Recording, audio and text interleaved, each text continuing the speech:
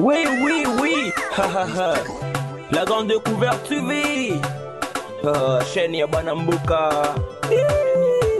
Tobo sana te ko s'abonner na YouTube. Salut, Lissou sous la grande découverte TV. Vraiment, abonnez-vous massivement, tokoza jamais dessus. Na lingi bino mingi, na pesi bino mboki, sous na kombo na Yesu. En tout cas, les loups na eko sa l'analyse na nga mouke concernant ya ba comédien na biso. Mingi ba congolais, surtout mingi basi. Otu na nga nini ekomeli ndeko Belleville. Eloko ekomeli Belleville eze eloko moko ya somo. Alors nga moko na koloba te bino moko botala nini oyo ekomeli ndeko na biso Belleville na ba collègue na ye ba artiste comédien.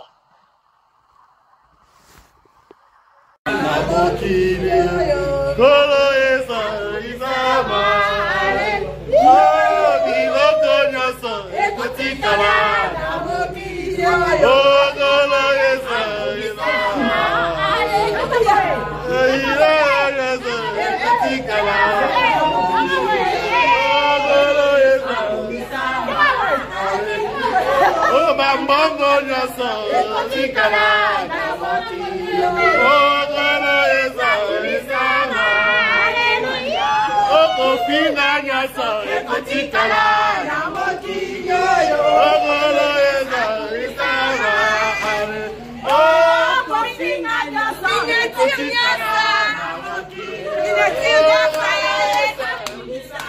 haleluya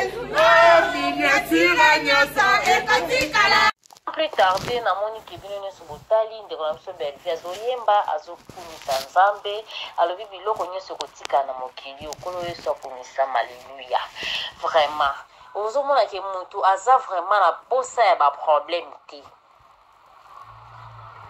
Mutu si apona destin na ye mwana mwasi wana azaka vraiment problématique te e mokili osala malamu babengi orgueilleuse osala boy donc nyonso o mutu azosala po aevite kaka bokomisi kombo mwana bato lokola lipa na minoko na bino nde bamela yango ntina ntongo ata bino moko botika mama wana avanda kimia baartiste comédien mpona nini tolingani te pourquoi tozokende vers fin de l'année nzambe ayokuta bino kaka na lolenge wana parcours à vie bia Belleville etali nani etali ka ye moko etali mutu te boyebi comportement na bino ezobangisa biso makasi donc mposa kutu ya kozala na camaradi eza te mpo soki oza na camaradi bobebani yaya akozwa mpenza makambo na yo amemi yango na réseaux sociaux na bato bayebaki te donc osambwa ya kosambwa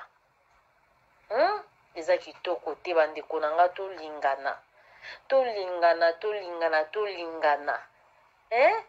tolingana bo eza kitoko te okozwa nini koleka na tv koloba babilobela bainsulte makasi kodetaye vie ya mutu nyonso na plein air soki osali yango apres bafuti yo mama eske okonseni bopesa na bano bazoya mikolo oyo baolinga mpe baza mpe na besoin babima lobilobi basala bacarrière tomona bateatre ya kala ezalaka na bamakambo te baserie ya bapapa lokoli baserie ya bapauvre essence aussi mpe ya son ame tomona babiloko te groupe salongo ya kala wana ya baelombe mpenza bamakambo ezalaki te bino mo bozoreveseke ndako bino bokota eza bamilimu oyo bino bokenda kolokota yango ezolanda bino botika mwana mwasi batavandako